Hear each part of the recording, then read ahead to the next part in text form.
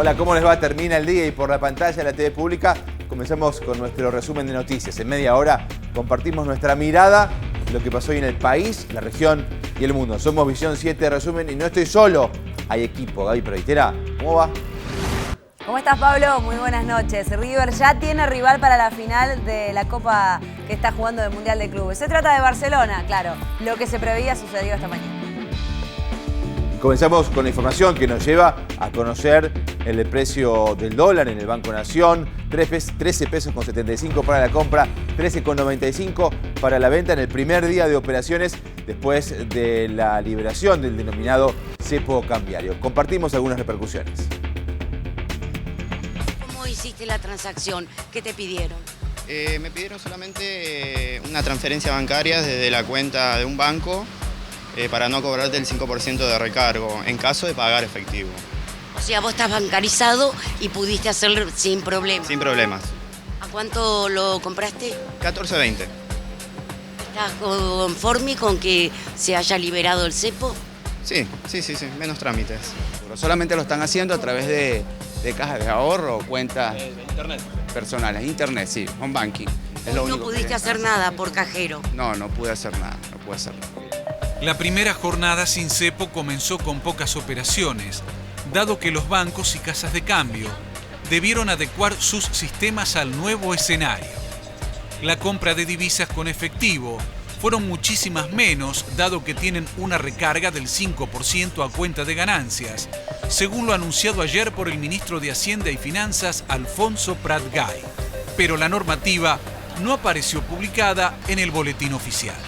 Traté de hacerla mediante transferencia electrónica. Acá mismo dentro. Sí, pero todavía no la pude realizar. No la pudo hacer. Me informé. ¿Y qué le dijeron? ¿Cuáles son las condiciones? Justificar el dinero. O sea, no es tan fácil, digamos. Afortunadamente no. ¿Por qué afortunadamente? Porque si no volvemos a la timba y esto no sé cuánto va a durar. Si puede comprar cualquiera sin justificar el origen de los fondos, estamos fomentando, no sé, el narcotráfico, la trata de blanca. ¿Y el precio que le dieron? Es muy buena. ¿Cuánto? 14 pesos. Y no pude hacer, en efectivo no se puede hacer ninguna transferencia, ya no hay más dinero. Así que por lo tanto, a partir de mañana a las 10 de la mañana recién van a hacer transferencias bancarias. La liberación del mercado de cambio implica una devaluación que ronda el 40%. Para el economista y exdirector del Banco Central, Arnaldo Bocco, el plan económico de Mauricio Macri se encamina a un modelo ortodoxo. Bueno, había un sector de la población que votó por el levantamiento de las restricciones cambiarias que había. Había un sector de la población que estaba pidiendo a gritos que se le mejorara la rentabilidad del campo. Otro sector votó una salida más gradualista, estuvo ahí palo y palo, digamos, o sea, por un piquito, este sector que impulsaba estas medidas más tradicionales, más de ajuste ortodoxo que llamamos nosotros, ganó la elección y a los pocos días está aplicando lo que dijo que iba a hacer en la campaña electoral. Produce una distribución regresiva del ingreso, o sea, hoy el ingreso durante tantos años fue equilibrado y el ámbito urbano, las personas de ingresos fijos, tuvimos mejora en la capacidad de compra de nuestro poder adquisitivo, seguramente ahora lo vamos a ver transferido de la ciudad hacia el campo. Para algunos especialistas, la liberación del tipo de cambio conlleva dos riesgos. Por un lado, que puede disparar una fuerte especulación financiera y por otro, que se traslade la cotización a los precios. Era necesario, si uno quería empezar a normalizar la economía y reactivar la economía, levantar el cepo, volver a tener un tipo de cambio unificado. La clave ahora es cómo se hace para que este levantamiento del cepo no termine repercutiendo en precios. Porque si termina repercutiendo en precios, lo que te termina pasando es problemas con el poder adquisitivo, entras en conflictividad laboral, las pymes se les complica el normal funcionamiento de la reposición de materias primas. Entonces es muy importante ahora, con el cepo levantado, es cómo se administra que no pase a precios y empezar a normalizarlo de una vez, tener un mercado único que empiece a generar confianza. La terminación del cepo es en sí una buena noticia con la cual hay que tomar precauciones, porque en un mundo en recesión nos pueden invadir y destruir parte de nuestra industria. Y la industria es el empleo, y el empleo es la lucha contra la pobreza. En el mundo, en el dólar, se paga un 2% anual, un plazo fijo. Si acá la tasa de interés es del 40%, pueden venir millones de dólares, transformarse en pesos, ponerse interés, estar algunos meses, volverse a transformar en dólares y llevarse la riqueza de los argentinos a una tasa de interés en dólares del 40% anual. El Banco Central dispuso que las personas y empresas podrán acceder al mercado local de cambios por hasta 2 millones de dólares mensuales, sin requerir la conformidad previa del Banco Central. En compras de billetes en moneda extranjera y de divisas que superen el equivalente de 500 dólares por mes, la operación solo puede efectuarse con un débito a una cuenta a la vista abierta en entidades financieras locales a nombre del cliente. Y la pregunta, sobre todo para los sectores asalariados, para los trabajadores, es cómo impactará en los bolsillos el levantamiento del cepo y la consecuente devaluación. Por eso se lo consultamos a distintos economistas. Nosotros estamos muy contentos de poder hoy anunciar el final del cepo cambiario en Argentina. La devaluación del peso, que implica la liberación del tipo de cambio, genera inquietud en los representantes sindicales que ven con preocupación la pérdida del poder adquisitivo de los salarios a partir de una suba de precios.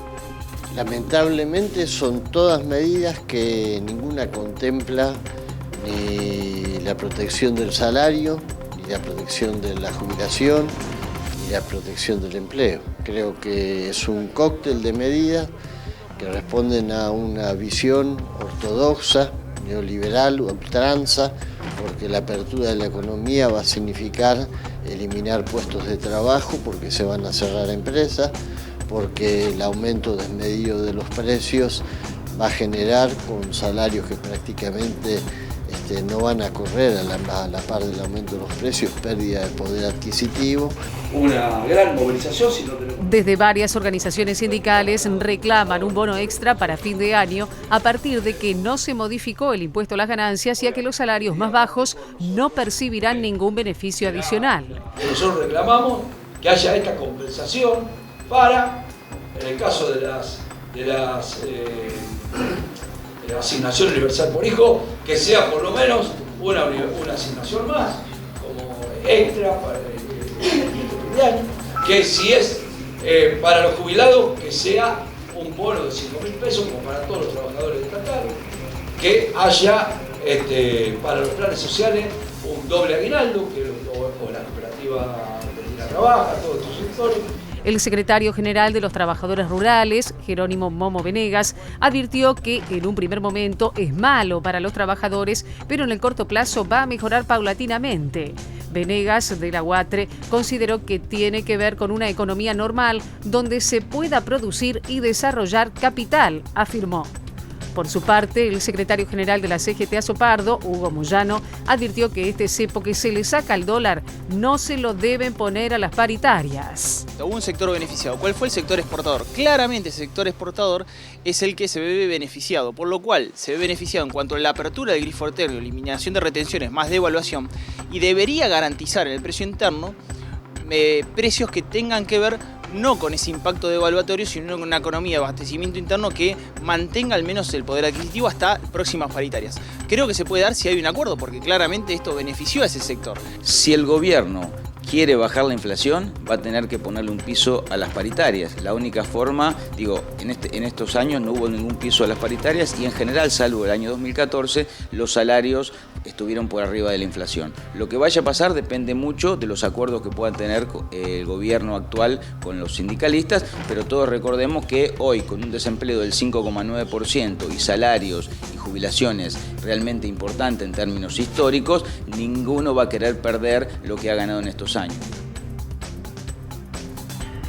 Cambiamos de tema. Tras una reunión del Consejo de Seguridad Interior convocada por la ministra Patricia Bullrich, se resolvió por unanimidad apoyar la declaración de la emergencia de seguridad en todo el país. Nos permitiría actuar con celeridad en cuestiones fundamentales para el país, como en el tema de las fronteras y el narcotráfico, argumentó la ministra, aunque también dijo que permitirá trabajar sobre seguridad ciudadana y otros temas de más largo plazo. Sobre el tema de la desfederalización o federalización, se determinó que se resolverá en el próximo encuentro del Consejo, en el que participan funcionarios del área de todas las provincias y coordinado por el secretario del Consejo, Gerardo Milman.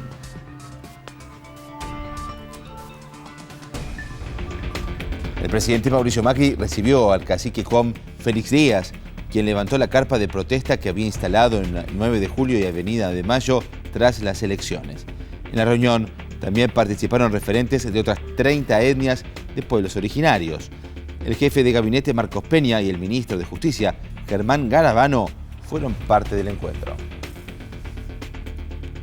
A mí me alegra mucho que después de ese primer encuentro en el acampe la 9 de julio, Félix, en el cual nos comprometimos a, en caso de reunirnos y empezar una nueva etapa, que la estemos comenzando. Entonces, estamos acá porque sentimos que hay mucho para ganar. Si realmente empezamos a escucharnos, empezamos a entender cuáles son las distintas necesidades, vamos a empezar a construir un camino distinto. Es un momento histórico para nosotros de poder sentarnos a buscar un camino para que podamos tener la posibilidad de poder salir de esta problemática que nos afecta a los pueblos indígenas. Este es el momento de dignificar la vida de los pueblos indígenas, de poder demostrar nuestra capacidad, demostrar que somos seres humanos. Lo que queremos es desarrollar esa capacidad. En tanto, el ministro de Justicia, Germán Garabano, se reunió con la Procuradora General de la Nación, Alejandra Gis Carbó, a quien le informó la decisión del Poder Ejecutivo de postergar la implementación del nuevo Código Procesal Penal prevista originalmente para el 1 de marzo de 2016. Según se informó a través del sitio fiscales.gov.ar, ambos funcionarios dialogaron sobre la necesidad de delinear un nuevo cronograma para poner en marcha el sistema acusatorio consagrado en el nuevo código. Para fortalecer la democracia necesitamos pluralidad de voces. Esa fue la consigna con la que una multitud se concentró frente al Congreso de la Nación para defender y reclamar por la plena vigencia de la Ley de Servicios de Comunicación Audiovisual, nuestra ley de medios. No solamente tiene que ver con defender la Ley de Servicios de Comunicación Audiovisual. Estos días también quisieron violentar la Constitución, quieren violentar la Constitución, nombrando jueces en la Corte. Armaron también un decreto. También para cambiar la órbita de la Ley de Servicios de Comunicación Audiovisual, que no dependa más de Presidencia, que dependa de un Ministerio de Comunicación, pero es cierto que no han tocado todavía ni sus facultades, ni sus atribuciones, ni han lesionado todavía su rol autárquico y descentralizado. Pero le decimos, sabemos que quieren hacerlo, sabemos que quieren hacer una intervención directa o indirecta. Directa, nombrando gente violando la ley, o indirecta, quitándole atribuciones. Pero nada de eso pueden hacer por DNU, porque ahí no hay ninguna necesidad de urgencia. La única necesidad de urgencia puede ser de Manieto, pero que lo resuelvan sus empresas o en el psicólogo, pero no poniendo en tensión las instituciones de nuestra democracia. La jueza de instrucción a cargo de la causa por la muerte del fiscal Alberto Nisman apartó a Mónica Fein para retomar personalmente el manejo del caso y de inmediato citó al ex agente de inteligencia Antonio Jaime Stiuso para que amplíe su declaración testimonial. También pidió a Asuntos Internos de la Policía Federal que remita los sumarios de los agentes de esa fuerza que estaban a cargo de la custodia de Nisman el día de su muerte. En tanto, la fiscal Fein permanecerá como representante del Ministerio Público Fiscal en la causa y podrá dictaminar y solicitar medidas de prueba, pero no podrá ordenar pericias técnicas, criminalísticas y tecnológicas.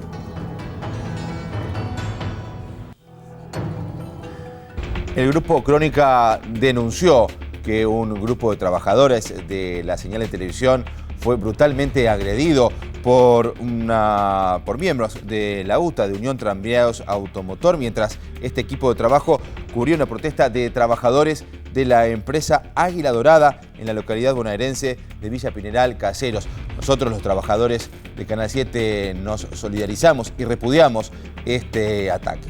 Ahora sí, compartimos más información de nuestro país. Peajes porteños más caros. Aumentarán un promedio del 25% en las autopistas 25 de Mayo, Ilia y Perito Moreno. Los autos deberán pagar entre 8 y 30 pesos según la autovía y el horario. Para las motos, la suba es del 43% y pagarán entre 5 y 15 pesos. Se normalizó el subte B.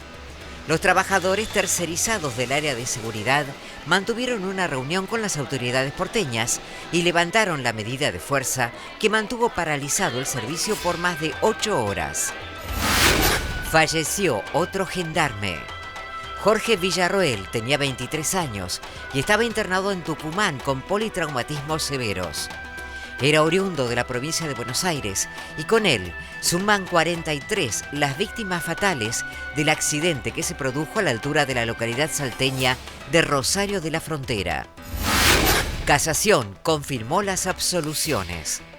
La Cámara confirmó el fallo del juicio por coimas en el Senado, que beneficia a Mario Pontacuarto, Fernando de la Rúa, Jorge de Santibáñez, Augusto Alacino, Alberto Tell y Remo Constanzo.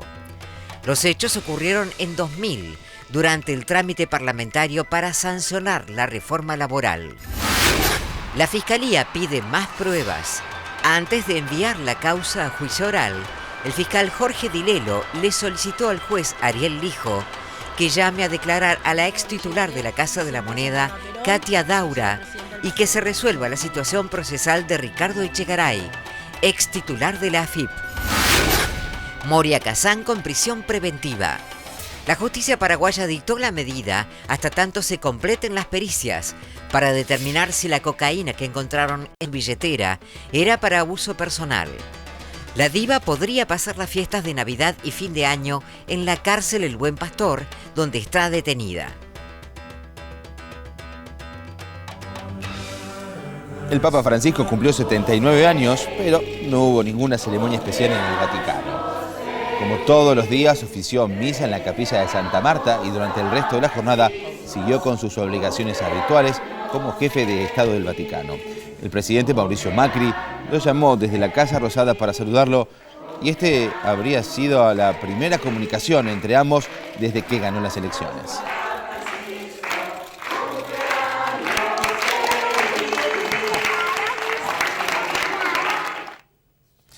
La directora del Fondo Monetario Internacional, Christine Lagarde, irá a juicio en Francia por su presunta negligencia en la indemnización millonaria pagada por el Estado francés al empresario Bernard Tapie en 2007, cuando ella era ministra de Economía. La controversia había sido resuelta a favor del empresario en 2008 por una comisión arbitral que ordenó al Estado a pagar una compensación de casi 404 millones de euros, 45 millones de ellos correspondientes a resarcimientos por daños morales. La justicia anuló la sentencia arbitral a principios de 2015 al sospechar que hubo fraude y el 3 de diciembre el Tribunal de Apelaciones de París condenó a Tapie a reembolsar la totalidad del dinero que había percibido. Lagarde anunció que apelará la decisión, ya que la Fiscalía pidió este año su sobreseimiento.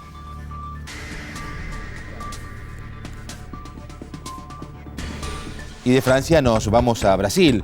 El Supremo Tribunal Federal de ese país puso un escollo a la oposición que impulsa el proceso de juicio político contra la presidenta al determinar que la elección de la comisión especial que debe analizar el pedido de destitución sea hecha nuevamente. La necesidad de reelegir la comisión especial que analizará el pedido de impeachment traba al menos hasta febrero los planes de avanzar con el juicio político a la presidenta Dilma Rousseff. Este pronunciamiento de la Corte se dio a partir de una demanda del Partido Comunista que cuestionó el proceso llevado a cabo por Eduardo Cunha, el presidente de la Cámara de Diputados, imputado por corrupción. Defendê-la contra o golpe. Y a 8 minutos de la 1 de la mañana es tiempo de hacer una breve pausa. No se vayan, seguimos con más noticias aquí en Misión 7 Resumen por la televisión pública. Ya volvemos.